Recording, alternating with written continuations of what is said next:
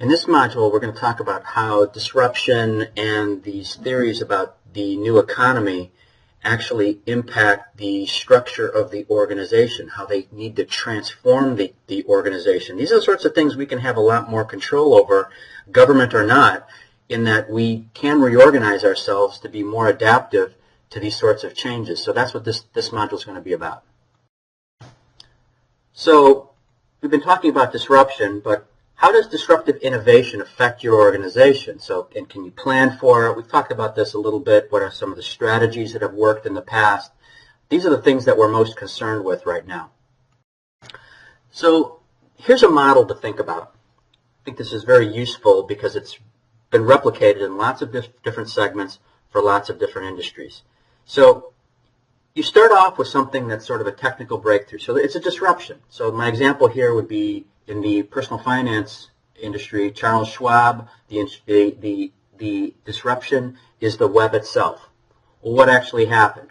Well, the inflection point was that Schwab responded to the web, not with an adaptation to the web, but that they tried to just sort of put a patch over their current business model, which was old style personal finance working through an advisor, with some proprietary software, creating an opening for E-Trade, which did everything through the web. So what that does is it triggers a new business model. Totally changes the way Schwab had to be thinking about their business. They had to compete with E-Trade, which is all online, with what we call brick and mortar, so that'd be a physical presence. And then you get, this is the key, is this culture clash. Because you get the new way butting its head against the old way, and the old way doesn't want to change. So you get folks inside of Schwab that are saying, hey, there's this web thing, we got to do something about it. And then you got the old style guys that are saying, nope, that's not the way we built this company, we're not doing that.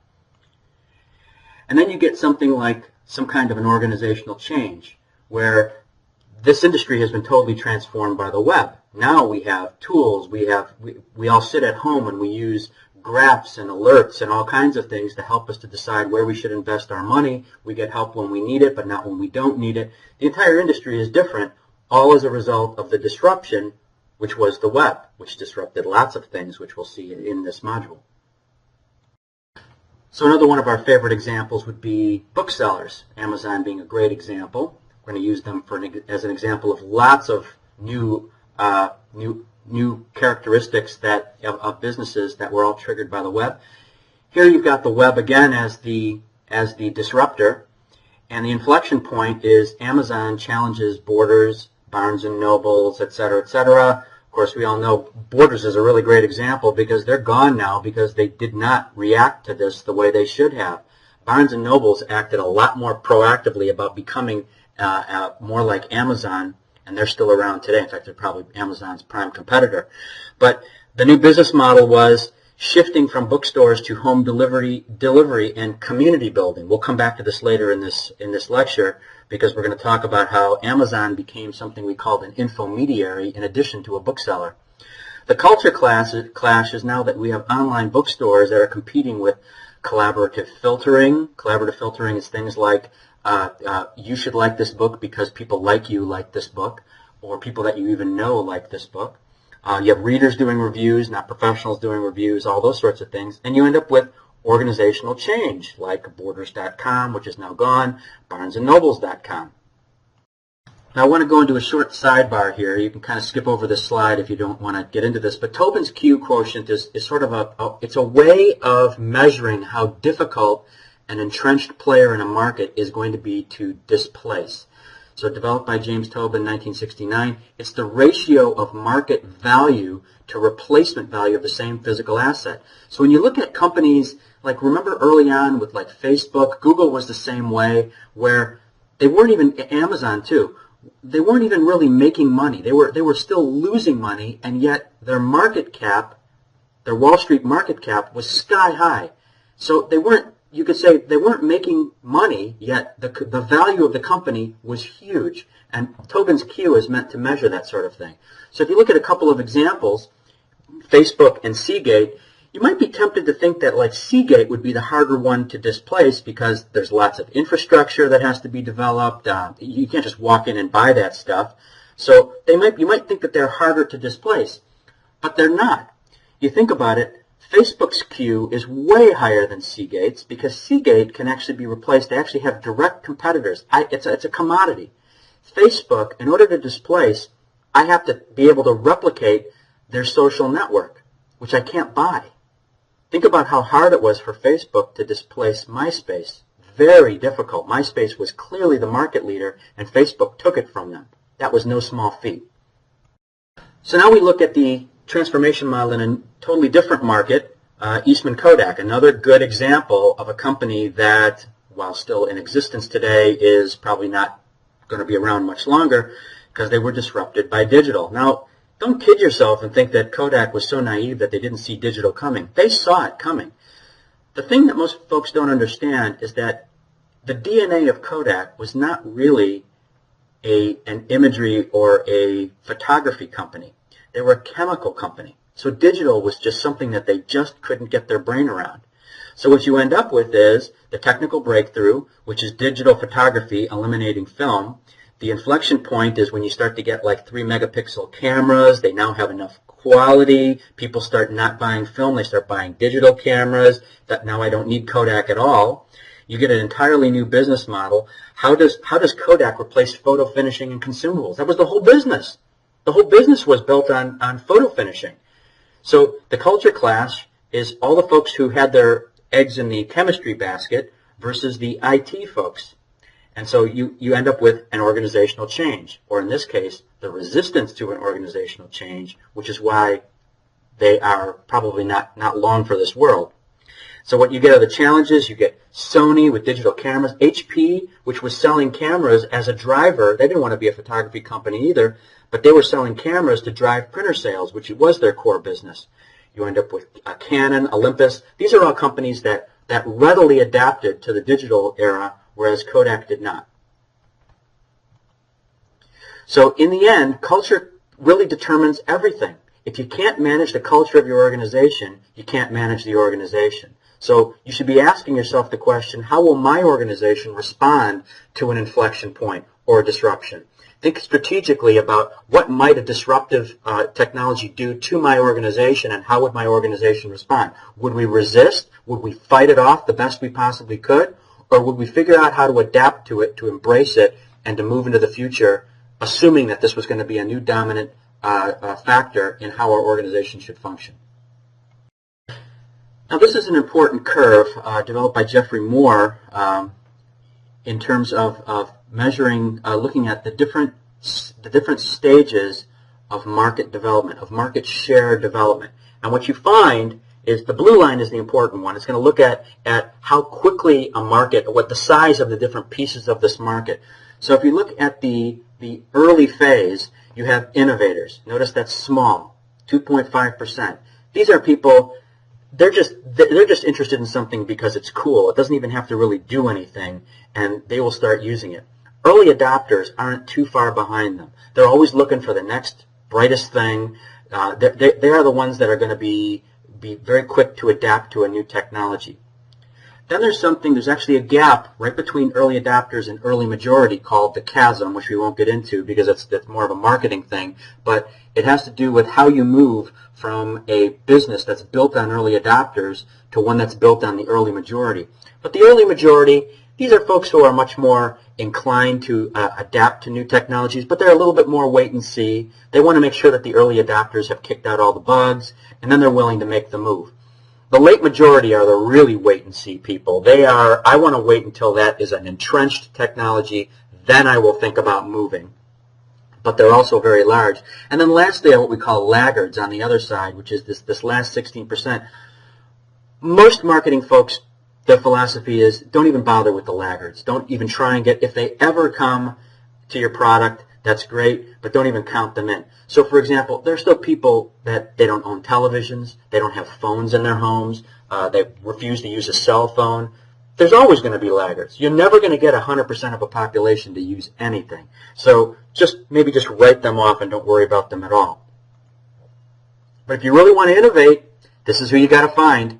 You got to figure out who those innovators and early adopters are, and you got to get them to buy into your product and actually do the loudest shouting about how cool it is and how it's going to change the world. So are there alternatives to how it is you should deal with this? Well, we're going to talk about the adaptive organization. And what I'm going to show you next are a couple of videos about two different perspectives of the exact same event. And they all have to do, they come out of Sun Microsystems, which has since been acquired by Oracle. But it has to do with the development of the Java programming language, which is a huge technology and many things that you use today that you probably don't even know about it. But the first is going to be from the lead engineer that invented it, that put together the team and invented Java with an idea of what it could actually be. And the second is going to be the CEO of the company at the time and talking about his perspective of it and what he actually thought he was buying. So just watch these. They're very short. I apologize for the quality of the video. They're very old, so there's some stuttering in there. But see if you can get the gist of what these two different people saw about the exact same event. Certainly early on, I don't think Scott had a good idea what it was about or what it was for. It was sort of this group of, rabble-rousers out in the corner doing something really odd that he didn't know how it related to their main business. The truth is that in the early times, it didn't relate to the main business. I've done many things that have gotten very popular, but amongst a very sort of nerdy community. Because the kind of stuff I do is stuff that I have no idea how to explain it to my mom. And I said, hey, I don't care what you want to do. Wherever you want to do it, whenever, however long, with for as much money, I'll set you up in a room, I'll give you all the raw meat and Coca-Cola and potato chips you want, anything you need, for as long as you want, just go do something great. He said, really? I said, yeah, now get out of here. So he went off, we set him up in downtown Palo Alto, and they started hiring a bunch of really great people, and they, it was kind of like Groundhog Day. They'd come out every now and then and look around, and I'd look and see what they had. I go, I don't get it. And they go, okay.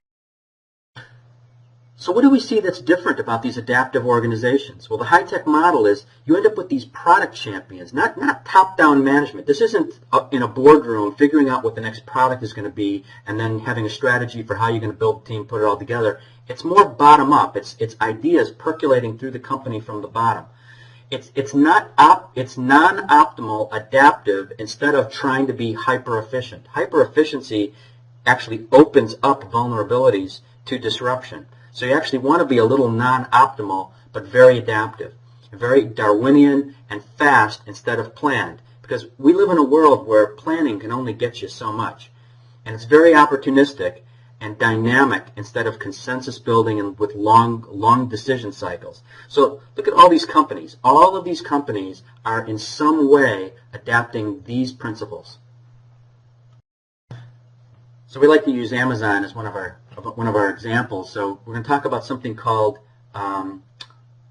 intermediation, re-intermediation, and infomediary. So this has to do with a value chain. Remember what a value chain was. So with every product, there are lots of players along the way, and every one of them does something to add value to the overall product. So when you think about Amazon, so you think about disintermediation is the tearing apart of that value chain. Reintermediation is the reconstruction of that value chain. And infomediaries are folks that actually sell information as their business model. And they're not; these are not in conflict with each other.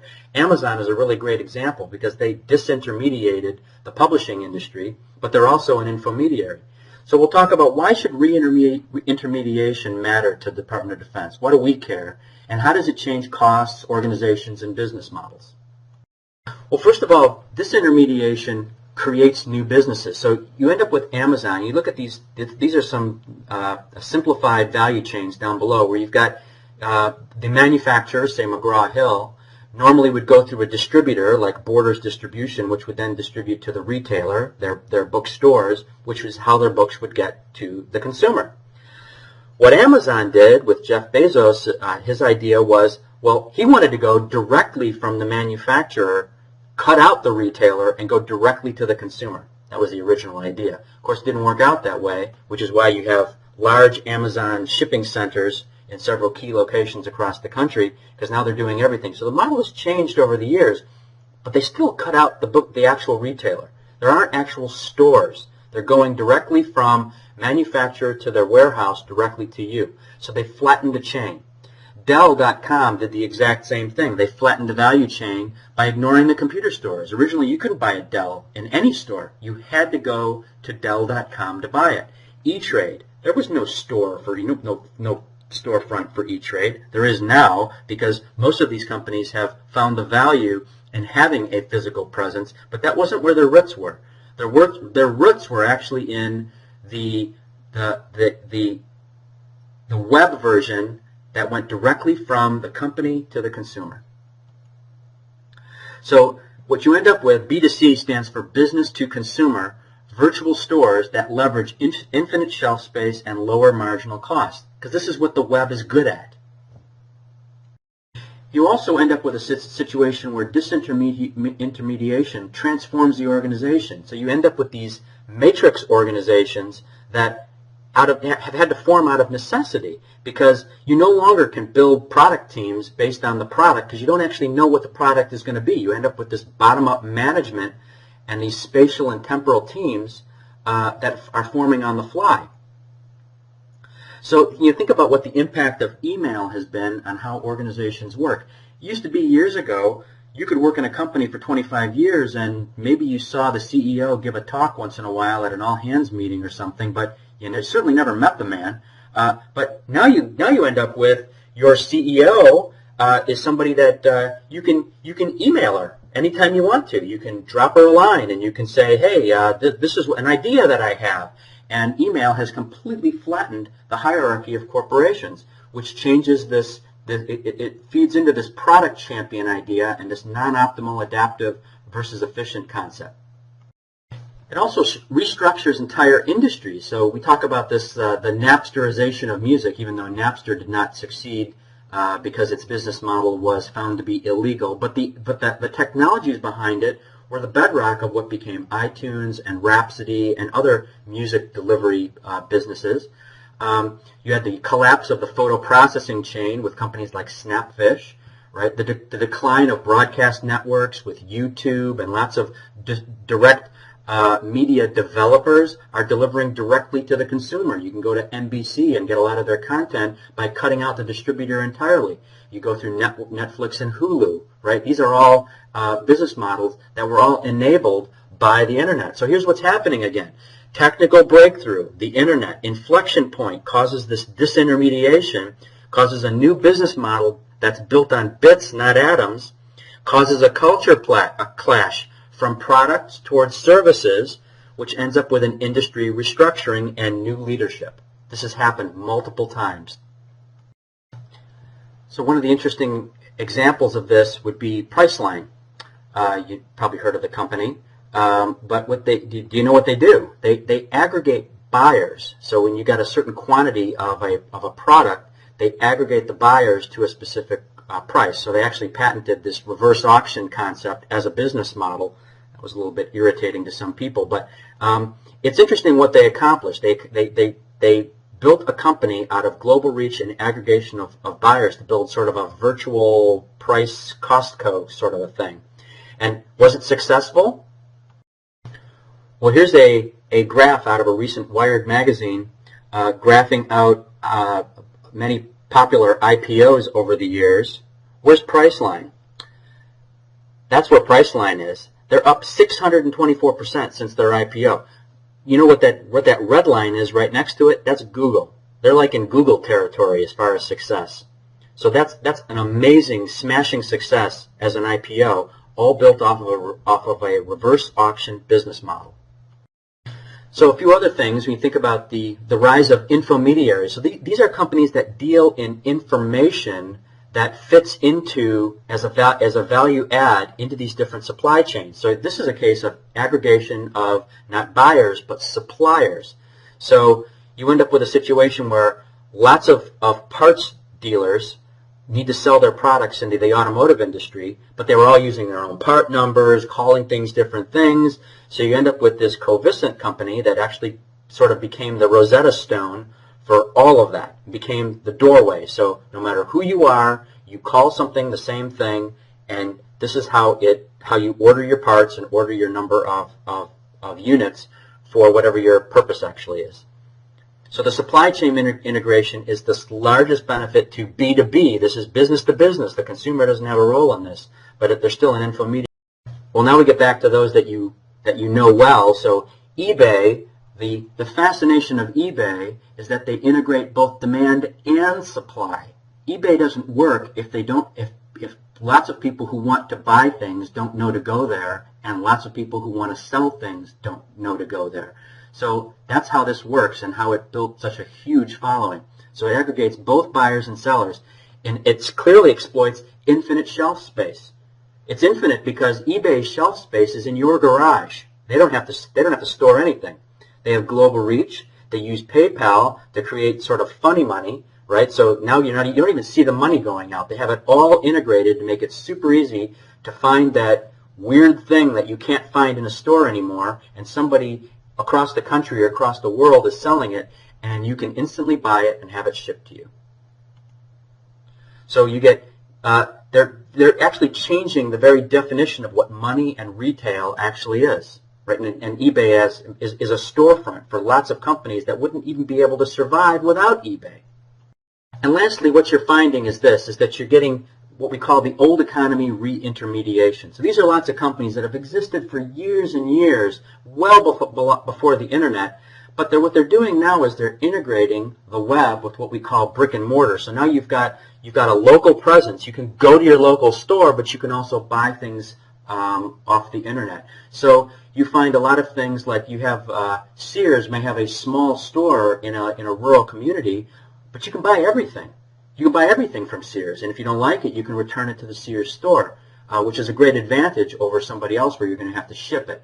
So a lot of consumers really like this. So you get that global brand trust, you get a local presence, customers like that, and you get that return on investment. So you get customer self-service happens this way. So these are just a number of different business models that have all been created as a result of the web and internet-type technologies and the rise of information technology as a bedrock component of today's industry.